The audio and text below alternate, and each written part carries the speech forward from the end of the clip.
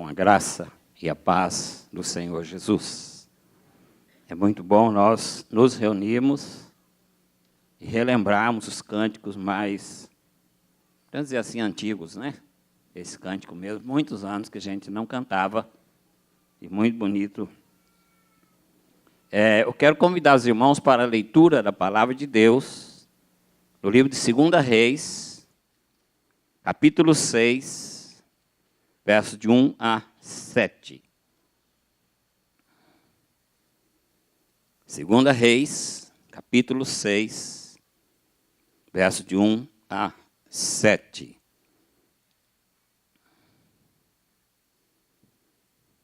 Nós vamos falar nesta manhã sobre o Instituto Bíblico. Eu dei como tema para a mensagem o Instituto Bíblico de Eliseu. Nós vamos aprender nesse texto. Capítulo 6 de 2 Reis, versos de 1 a 7. Assim foi registrado na palavra do Senhor. Eliseu faz flutuar o machado. Disseram os discípulos dos profetas a Eliseu: eis que o lugar em que habitamos contigo é estreito demais para nós. Vamos, pois, até o Jordão, tomemos de lá cada um de nós uma viga, e construamos um lugar em que habitemos. Respondeu ele: ide. Disse um: serve-te de ires com os teus servos. E ele tornou: eu irei. E foi com eles. Chegados ao Jordão, cortaram madeira. Sucedeu que, enquanto um deles derribava um tronco, o machado caiu na água. Ele gritou e disse: ah, meu senhor, porque era emprestado. Perguntou o homem de Deus: onde caiu? Mostrou-lhe ele o lugar. Então Eliseu cortou um pau e lançou-o ali e fez flutuar o ferro. E disse: levanta-o. Estendeu ele a mão e o tomou. Vamos orar. Pai querido, eis a tua palavra. Eis o momento, ó Pai, em que nosso coração está aberto para ouvir a tua palavra, o teu livro santo. Por isso, Pai, como teu servo já orou, fala conosco nesta manhã. E orienta-nos, ó Pai, no estudo da tua palavra sagrada, para crescimento da igreja e, acima de tudo, para a glória do teu nome. Nós oramos, ó Pai, com gratidão, em nome do Senhor Jesus. Amém. Irmãos, pensando no Instituto Bíblico, eu peguei com o nosso seminarista Luciano um depoimento. Ele passou um ano no IBEL estudando no Instituto Bíblico e, para quem não sabe, IBEL significa Instituto Bíblico Eduardo Lane, onde está hoje, ou estão nossos irmãos hoje, Jean e Gisele. Então, eu perguntei ao Luciano o que significou para você esse um ano que você passou ali no IBEL. Então, ele me disse o seguinte: no tempo em que estive no IBEL, pude aprender muitas coisas. Aprendi muita teologia com ótimos professores. Mas, como sabemos, nossa teologia tem que desaguar na prática da vida cristã. E já no IBEL, eu pude praticar a teologia aprendida. Nós estudávamos muito, mas trabalhávamos também, dando aula, pregando e evangelizando, discipulando e nos aconselhando mutuamente. Pude aprender com o exemplo dos meus mestres e também nas dificuldades. Em suma, foi um bom tempo de crescimento, no qual o Senhor trabalhou nesse processo de sermos conformados à imagem do seu Filho, nosso Salvador. O que é o Instituto Bíblico? O Instituto Bíblico Eduardo Lane é uma instituição de ensino comprometida com as Escrituras Sagradas, em toda a sua infalibilidade e inerrância, com a fé reformada e com a educação teológica de pessoas. Qual a sua missão? Preparar e formar homens e mulheres que amam a Cristo e a sua palavra, capacitando-os para o ministério da palavra, o serviço na igreja local, dentro de uma perspectiva reformada. Qual é a visão? Ser uma referência como instituição de ensino teológico por sua fidelidade e comprometimento com a palavra de Deus e a fé reformada, formando pessoas piedosas e comprometidas com o reino de Deus. Qual é o lema do IBEL? procura apresentar-te diante de Deus aprovado, como obreiro que não tem de que se envergonhar e que maneja bem a palavra da verdade. Adentremos juntos, irmãos, nesta manhã, o Instituto Bíblico do profeta Eliseu, para podermos, assim, nos preparar para o trabalho que o Senhor tem para nós, cada um de nós, como igreja e como seus servos. Qual era o objetivo daquele Instituto Bíblico de Eliseu, onde ele preparava os profetas? Objetivava a transmissão dos valores morais e espirituais que Deus havia entregado a Israel através da sua palavra, manejando bem a palavra da verdade. Esse é o desafio para cada servo de Deus, cada serva, desde as nossas criancinhas que começam a aprender lá no berçário, a conhecer a palavra de Deus para poder manejá-la e sem qualquer medo de errar, porque sem qualquer medo de ficar com vergonha, porque a palavra de Deus nos torna obreiros aprovados. Nós temos estudado aqui aos domingos pela manhã, os irmãos que têm acompanhado com o nosso reverendo Fábio, que, no livro de Atos dos Apóstolos, que o revestimento do poder do Espírito Santo vem através do conhecimento da palavra, e Atos dos Apóstolos mostra isso, e vai continuar mostrando, que o pastor vai continuar nesta linha, ensinando para a igreja sobre a responsabilidade. E no domingo de manhã, enquanto ele pregava, meu coração ficou acelerado, porque eu pensei, vocês já pensaram 120 pessoas cheias do poder do Espírito Santo nas ruas de Jerusalém? Naquele dia, qual foi o resultado? 3.000 convertidos. Já pensaram nossa igreja, a Igreja Presbiteriana do Guará 2, que somos muito mais de 120, se cada membro buscar e abrir o seu coração para esse enchimento do Espírito Santo, do poder do Espírito Santo, o que vai acontecer? Nós temos muito mais de 3.000 convertidos. Algumas informações sobre o Instituto Bíblico de Eliseu. A escola dos profetas, ao qual que tudo indica, teria sido o primeiro seminário teológico dos tempos bíblicos. Essa escola teria sido organizada por Samuel, que acumulou o ministério de profeta, sacerdote e juiz. Elias e Eliseu foram os responsáveis pela consolidação da escola dos profetas. A contribuição deles fez com que essa escola funcionasse, preste bem atenção, como resistência à apostasia que havia se estabelecido no Reino do Norte.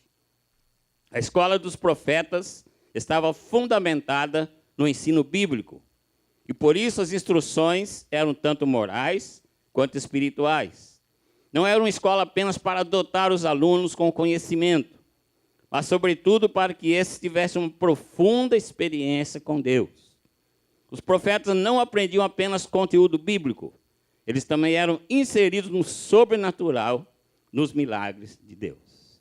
Cerca de 100 estudantes faziam parte da escola dos profetas, comandada por Eliseu em Gilgal. Portanto, queridos, Instituto Bíblico significa crescimento espiritual. Esse é o ponto-chave da nossa mensagem nesta manhã. É desafiar a igreja do Senhor Jesus Cristo a buscar esse crescimento espiritual. O crescimento espiritual não é apenas natural, ele é necessário. Para que você possa crescer, para que eu possa, para que nós possamos crescer, nós precisamos ter uma visão espiritual e também o desejo de crescer. Porque se eu não tiver o desejo de crescer, a visão espiritual, não vou crescer. Infelizmente, em nossas igrejas existem pessoas que passam anos e anos e não crescem na vida espiritual. E como Paulo já dizia lá aos Coríntios, existem muitos que são crianças espirituais. E também a carta aos Hebreus fala sobre isso.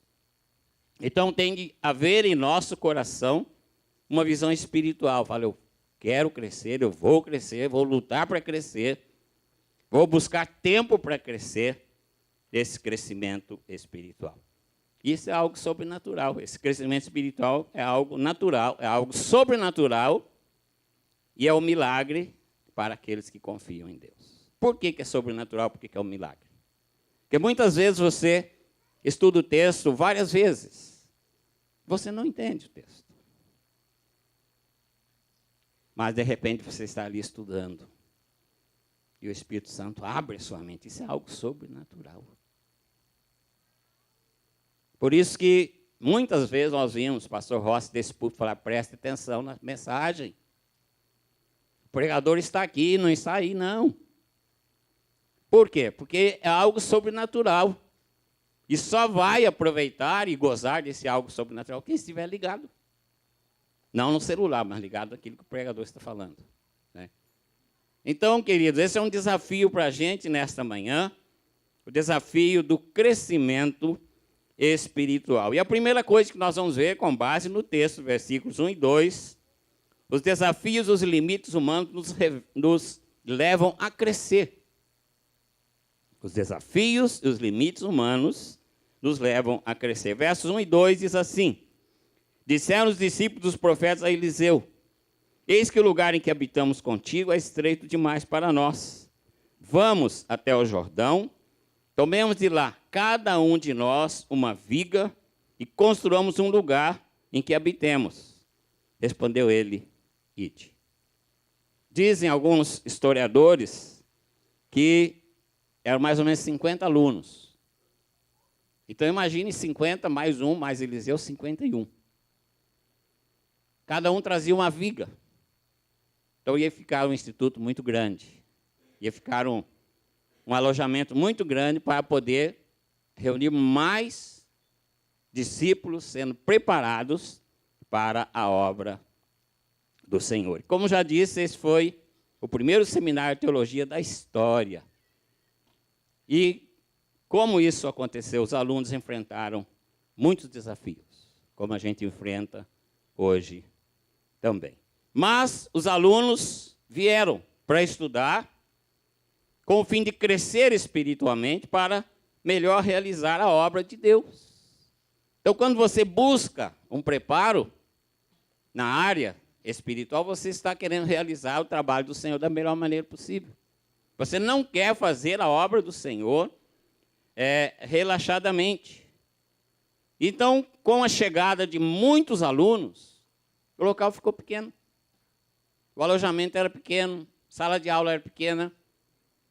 Então, veio aquela visão espiritual naqueles alunos de aumentarem aquele local para poder abrigar mais pessoas. Então, eles sonharam com a ampliação e puderam, então, desenvolver-se espiritualmente. Deus usou este fato para o desenvolvimento espiritual daquele grupo. Então, vemos aqui, nessa passagem, preciosas lições para nós, os servos de Deus.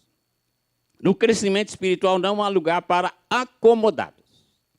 Então, se você quer crescer espiritualmente, você tem de sair do comodismo. Porque Deus chama para si e Deus quer usar servos ousados, dedicados e motivados. Ousados, dedicados e motivados.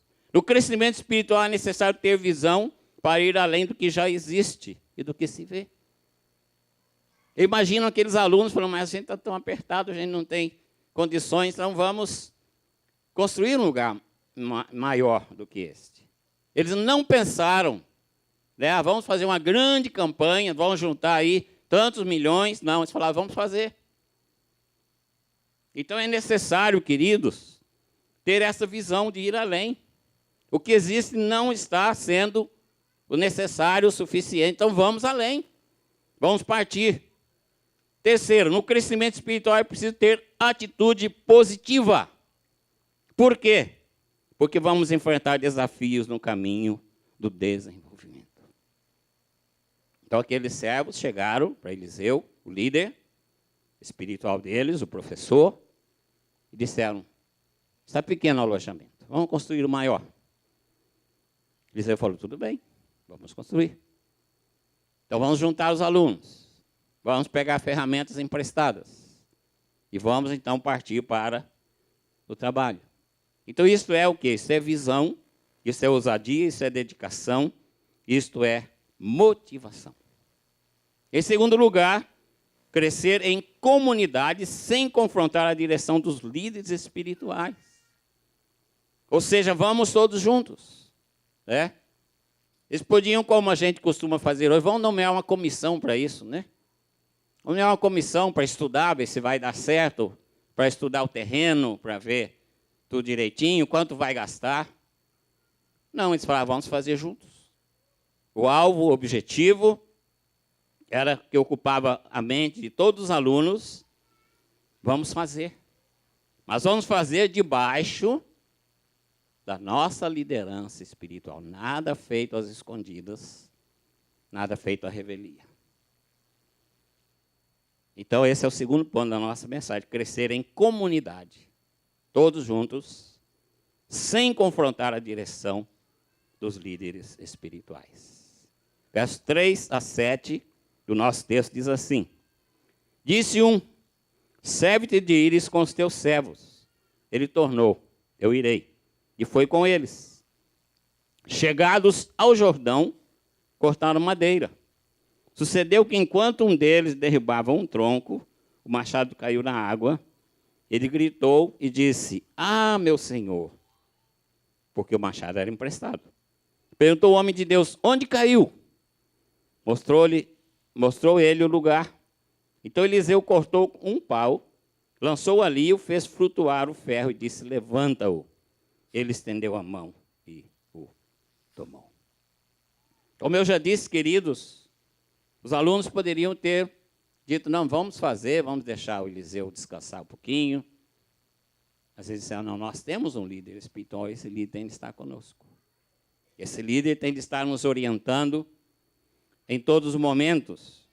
E então eles conseguiram juntar todo aquele grupo e convidaram o profeta. Então eles foram para colocar em prática aquele projeto.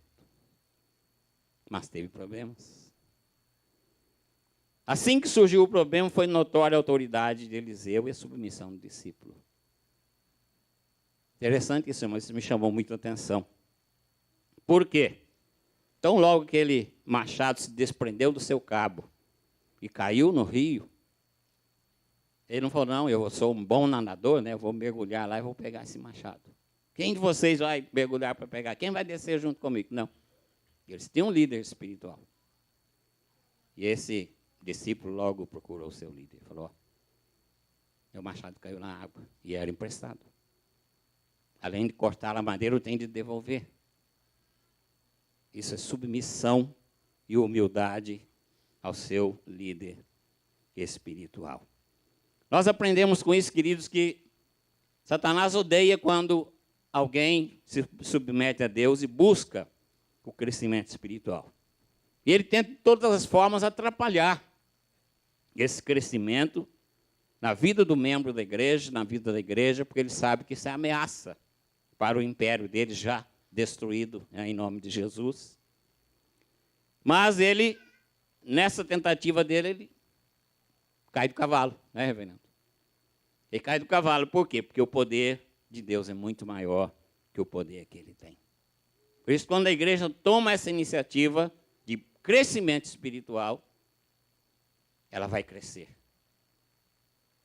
Porque o poder de Deus vai bloquear as investidas de Satanás contra o crescimento da igreja. Algumas observações. Quem avança sozinho na vida cristã esfria sua devoção rapidamente, como uma brasa isolada do braseiro se apaga. Não podemos, queridos, de maneira alguma trabalhar sozinhos. Por isso que existe a palavra igreja, koinonia, comunhão. Porque sozinhos a gente vai se esfriar. Sozinhos, nós vamos, como a brasa fora do braseiro, nós vamos nos apagar. E muitos viram cinzas. Um dos nossos diz assim, quantos que corriam bem, de ti longe agora vão. É o que passa na mente de todos, começando aqui pelo Fábio, pelo João Batista, até chegar lá no fundo. Você tem pelo menos uma pessoa que você fala, essa pessoa já esteve aqui sentada ao meu lado. e hoje já não está aqui. E muitas vezes estão lá no mundo, envolvidos com vícios. Por quê? Porque se apartou da comunidade, porque se isolou. Que muitas vezes confiou na sua própria capacidade e achou que não precisava de ninguém. E então se esfriou e tornou uma brasa apagada. Quem avança sem orientação de líder espiritual enfrenta problemas desesperadores e precisará do auxílio de um servo de Deus. Nós precisamos sempre ter por perto um líder espiritual. Alguém que tem mais experiência com Deus do que a gente para nos ensinar. Que nós também vamos liderar. Nós também vamos orientar pessoas e ajudar pessoas. Quem avança com a igreja seguindo a orientação do líder espiritual terá a aprovação de Deus em forma de milagres. Veja que coisa gloriosa. Quem avança com a igreja, seguindo a orientação do líder espiritual, tem a aprovação de Deus, porque isso está dentro da palavra de Deus. Algumas coisas importantes para esse avanço. Primeiro, ouça a voz profética com humildade e prontidão. Eis-me aqui, Senhor. Quando Deus falou com Isaías, diz: eis-me aqui, Senhor. Obedeça a voz profética com reverência e zelo. Envia-me a mim, Senhor. Creia que ao ouvir a voz profética, tudo pode acontecer. Para quem irei? O profeta questiona Deus, fala: mas Senhor. Deus fala: vai e prega. Então é necessário ouvir, é necessário obedecer, é necessário crer. Porque quando isto acontece na nossa vida, até um machado pesado vai flutuar na água. Sabemos que isso é impossível. Mas porque aquele jovem profeta, aluno, ouviu a voz do seu líder espiritual. Ele obedeceu a voz do seu líder espiritual com reverência e zelo. E ele creu que aquilo podia acontecer. E ele viu, então, o milagre acontecer. Em terceiro e último lugar, cresceu confiando humildemente em Deus quando surgirem os problemas. Crescer confiando humildemente em Deus quando surgirem os problemas. Versículos 5, 6 e 7 diz assim: sucedeu que enquanto um deles derribava o tronco, o machado caiu na água e ele gritou e disse: ah, meu Senhor, porque era emprestado. Perguntou o homem de Deus: onde caiu? Mostrou-lhe ele o lugar. Então Eliseu cortou um pau, lançou ali, fez flutuar o ferro. E disse: levanta-o. Ele estendeu a mão e o tomou. Irmãos, hoje não se usa mais o machado para cortar uma árvore. Hoje tem a motosserra. Mas eu me lembro, quando criança, o meu avô paterno, ele era cortador de lenha. Ele ganhava vida cortando lenha, né? Então ele tinha um machado dele muito bem afiado. E muitas vezes eu fui com ele. Ele falava: vão comigo para você aprender. Principalmente quando era férias da escola, né? Eu tinha aí 6 anos, 7 anos, 8. Eu ia com ele. Então havia toda uma técnica para poder cortar a árvore. Tem que cair no lugar certo. Ela não pode cair em cima da outra, estragar a outra, quebrar a outra. Tinha o lado certo de cortar, o jeito certo de cortar. Então havia toda uma técnica já naquela época, isso há 60 anos atrás. E então, irmãos, é difícil, é desafiador cortar uma árvore com machado. Ainda mais perdendo o machado. E ainda mais que esse machado era emprestado. Então podemos imaginar o que passava na mente daquele aluno, daquele instituto bíblico, quando isto aconteceu. Mas, pastor, eles estavam fazendo a coisa certa. Sim, estavam fazendo a coisa certa. Eles estavam com a presença do seu líder espiritual também. Sim, estavam. Mas mesmo assim tiveram problemas? Sim, tiveram problemas. Isso exemplifica os nossos dias, os dias que a igreja vive, né? as lutas dos dias de hoje. Mas, irmãos, que coisa maravilhosa que eu aprendi nesse texto, é que exatamente por fazer a coisa certa, do jeito certo, é que aquele grupo viu o milagre. Aquele machado flutuou na água. Por quê? Eles estavam fazendo a coisa certa, do jeito certo, debaixo da sua liderança espiritual. E veio o problema, um problema seríssimo, mas através disso Deus manifestou o seu milagre no meio daquele grupo que estava preparando aquele grupo para a obra grandiosa. Como igreja do Senhor Jesus Cristo, devemos aprender que, primeiro, fazer a vontade de Deus com Deus não significa uma vida isenta de problemas. Porque muitas vezes a gente fica lá lastimando diante de Deus, mas Senhor, por que eu, Senhor? Estou lendo tanto a Bíblia, Senhor, não perco um trabalho na igreja.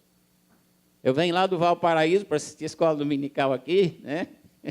Eu venho de tão longe, eu venho lá do Gama e tal. Irmãos, isso não significa que nós estamos isentos de problemas. O que significa perder o machado? Para aquele grupo ali, significava perder o elemento essencial para seguir o plano de Deus. Como vou cortar madeira se eu não tenho machado? Perder a capacidade de avançar para a vida espiritual. Não vamos poder ter mais o nosso Instituto Bíblico grande para mais pessoas poderem estudar com a gente. Perder a esperança e a alegria e o entusiasmo diante dos problemas. Quantas pessoas se esfriam, queridos, quando estão diante de um problema? Quantas vidas estão longe do Senhor? Porque enfrentaram um problema e não o enfrentaram da maneira como a palavra de Deus nos orienta. Portanto, fazer a vontade de Deus tem desafios que, ao serem enfrentados, podem gerar problemas. Mas como aconteceu com aquele jovem profeta, como aconteceu com aquele grupo, confiando humildemente em Deus, os problemas se transformam em histórias sobrenaturais. Se você busca um crescimento espiritual na palavra. Eu estava um dia desses conversando com um colega ministro e falando sobre muitos livros que aparecem para ler hoje. O livro tal, o livro tal, o livro tal, o livro tal, o livro tal. E eu falei, será que esse povo que lê tantos livros tem tempo para estudar a Bíblia, que é a base principal? Será que tira o tempo para estudar, para se debruçar em cima da palavra? Porque quando nós crescemos espiritualmente, através da palavra, os nossos problemas se transformam em histórias sobrenaturais. Você vai ter experiências tremendas com Deus através da palavra dele. Porque um livro você lê a experiência dos outros. Na palavra você tem sua própria experiência com Deus. Então, queridos, fazer a vontade de Deus é possível. Somente é possível na companhia dos que buscam o mesmo Deus que você está buscando. Pois sem Deus há problemas que são insolúveis. Quantas pessoas têm se desviado, que não buscam a Deus, que não buscam seu líder espiritual, não buscam ajuda na igreja, e os problemas são insolúveis e têm tragado muitas pessoas. Só Deus tem soluções para o desafio do crescimento espiritual do salvo e a igreja do Senhor Jesus Cristo. Deus é o centro da nossa vida. Deus é o centro de tudo aquilo que nós podemos pensar em termos de vidas espirituais. Nós precisamos, queridos, lutar por esse crescimento espiritual. O mundo a cada dia está com táticas e técnicas especiais para poder enganar a igreja do Senhor Jesus Cristo. Para poder tentar impedir o crescimento da igreja. Qual o nosso desafio? crescimento espiritual. Para que nós possamos crescer, nós precisamos, então, primeiro compartilhar nossas ideias e planos com outros salvos. Nós precisamos submeter-nos aos líderes religiosos instituídos por Deus na igreja. Nós precisamos ir além da oração, partir para a ação.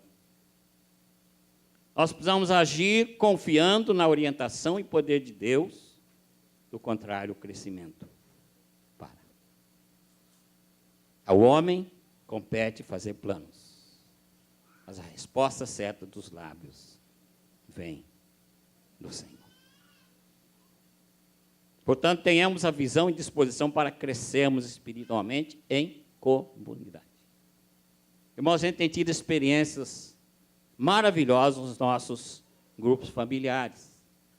Infelizmente, nem toda igreja participa dos grupos familiares, mas nós temos tido nos grupos experiências maravilhosas, através dos nossos estudos. É o momento em que você tem um grupo pequeno. É o momento em que você pode se dirigir ao líder do grupo, aquele que está ministrando, para fazer perguntas, para tirar dúvidas.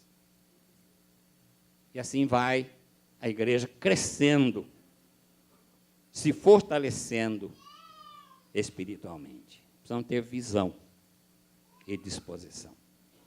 Vamos ter atitudes, porque esse crescimento espiritual traz desafios. Às vezes traz também alegria, paz, e traz crescimento a toda a igreja. Tenhamos fé no Deus Todo-Poderoso para superar os problemas que surgirem com o crescimento espiritual. Na hora que você, amado irmão, amada irmã, se dedicar mesmo a fundo ao crescimento espiritual, você vai ter problemas.